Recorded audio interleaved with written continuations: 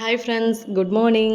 எல்லோரும் நல்லா இருப்போம். Happy Monday. குழந்தைங்களுக்குலாம் எக்ஸாம் ஸ்டார்ட் ஆகிட்டு, என் 2 பாப்பாவுக்கும் எக்ஸாம் ஸ்டார்ட் ஆகிட்டு குவார்ட்டர்லி. சின்ன பாப்பாவுக்கு ஆனா அவனா அதுதான். பெரிய பாப்பாவுக்கு தான் கொஞ்சம் போர்ஷன் கொஞ்சம் நிறைய இருக்குது. அவன் ஏன்னா சிபிஎஸ்சிங்கிறதுனால குழந்தைங்கள நம்ம ஓவராக எக்ஸாம்னு ப்ரெஷர் பண்ணுறதை விட அவங்களுக்கு கொஞ்சம் கூலாக ஹேண்டில் பண்ணால் நல்லாயிருக்கும்னு நினைக்கிறேன். ஏன்னா என் அனுபவத்தில் சொல்கிறேன், எக்ஸாம்னு ப்ரெஷர் பண்ணி அந்த குழந்தைங்களுக்கு எக்ஸாம் டைமில் கரெக்டாக ஃபீவர் வந்துடும். அதை மாதிரி பண்ணாமல் நம்ம கூலாக உன்னால் முடிஞ்ச பெஸ்ட்டை கொடுடா அப்படின்னு சொன்னாவே அவங்களால முடிஞ்ச பெஸ்ட்டை கொடுப்பாங்க. நான் அப்படி தான் நினைப்பேன். போட்டு ரொம்ப டார்ச்சர் பண்ணி படிக்க வச்சு அது பண்ணி இது பண்ணி காலைல பார்த்தா ஜுரம் வந்துடும், வயிறு வலி, ஏதாவது வாமிட்டிங் அதை மாதிரி ஏதாவது வந்துடும். ஏன்னா என்னோடய அனுபவம் அது, எனக்கு அப்படி நடந்திருக்கு. எங்கள் அம்மா அப்பா ப்ரெஷர் பண்ணதில்லை. ஆனால் நான் ஒரு ப்ரெஷர் மைண்டோட எக்ஸாம்னு எனக்கு நான் படிச்சுட்டு எழுதிட்டு இருந்தப்போ 10th எக்ஸாம் பப்ளிக்கு. அப்போ நான் ரொம்ப பயந்துக்கிட்டு இருந்தேன்.